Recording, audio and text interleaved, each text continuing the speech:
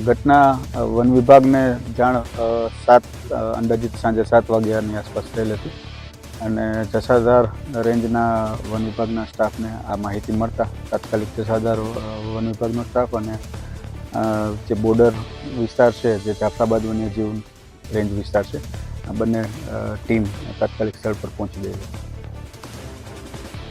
ખાસ કરી આ બનાવ દિને તો કોઈ સિંહ દર્શન કરતું હોય કેવી રીતે માહિતી મળી કે કોઈ હેરાન કરવાનું આ વિસ્તારમાં સ્ટાફ દ્વારા માહિતી મળેલ છે કે આ વિસ્તારમાં એ જે સિંહણ જેનું છે, જે આ હુમલો કરેલ છે, એ આ વિસ્તારમાં જ અવરજવર કરતું હતું અને આ વિસ્તારથી માહિતગાર હતું અને ગામ લોકો પણ આ વન્ય પ્રાણીથી માહિતગાર હતા.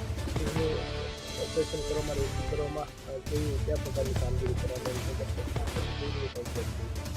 એટલે જસાધાર અને જાફરાબાદ વન્યજીવ રેન્જના બંને RFO, વેટરનરી ઓફિસર, ફોરેસ્ટર, વનરક્ષક, ટ્રેકર બધા સાથે મળી અને અંદાજિત 10 વાગ્યાની આજુબાજુ વન્ય પ્રાણીને સફળતાપૂર્વક ટ્રાન્કુલાઇઝ કરી અને રેસ્ક્યુ કરી લીધું છે. જિલ્લામાં માનવ મૃત્યુના બનાવો સતત વધી રહ્યા છે.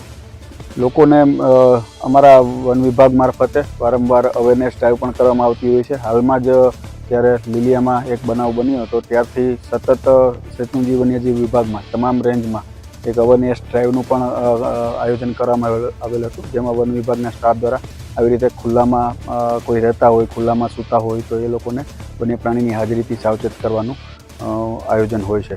આ વિડીયોના માધ્યમથી હું અમરેલી જિલ્લાના તમામ લોકોને એક અપીલ કરવા માગું છું કે શક્ય હોય ત્યારે અંધારામાં રાતે જવાનું ટાળવું જોઈએ. આપણે આસપાસ જ્યારે પણ નીકળીએ એકલામાં ત્યારે જોડે ટોર્ચ અને લાઠી રાખીએ અને જો વન્ય પ્રાણીની હાજરી હોય તો એ વિસ્તાર જે છે એને અંતર થોડું રાખવું જોઈએ વન્ય પ્રાણીથી જેટલું બને એટલું. અને કાંઈ પણ માહિતી મળે તો તાત્કાલિક વન વિભાગની જે હેલ્પલાઇન નંબર છે તેના પર અથવા વન વિભાગના સ્થાનિક સ્ટાફને જાણ કરવી જોઈએ.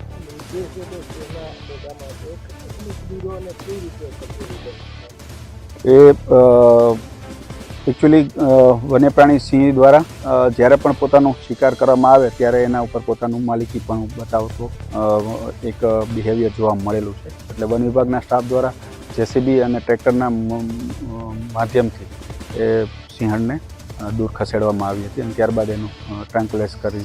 સિંહણ એક જ હતી કે અન્ય ગ્રુપ હતું, કઈ બચ્ચા હતા એવું કઈ? સિંહણ સાથે 3 બચ્ચા પણ છે, પણ એ મોટા છે અને એ બચ્ચા જે છે એ બીજા ગ્રુપ સાથે પેલું એમનું અવર જવર થતી હોય છે.